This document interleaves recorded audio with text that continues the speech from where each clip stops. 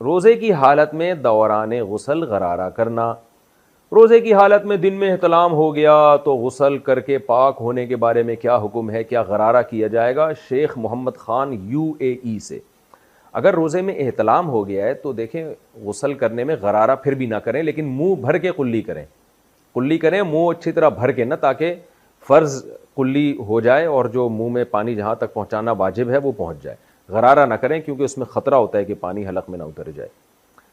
کیا احتلام سے روزہ ٹوٹ جاتا ہے؟ کیا احتلام سے روزہ ٹوٹ جاتا ہے؟ آیت اللہ کاشف بہاولپور سے۔ نہیں جی، احتلام سے، نائٹ فال سے روزہ نہیں ٹوٹتا۔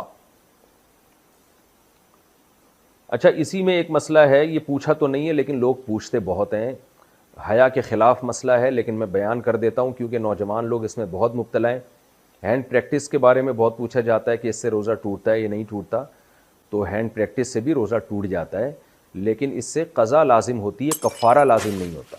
کفارہ جب لازم ہوتا ہے جب آدمی عورت کے ساتھ یا وائف کے ساتھ انٹرکورس کر لے ہم بستری کے دوران، اور اگر انٹرکورس نہیں کیا تو اس سے پھر کفارہ لازم نہیں ہوتا۔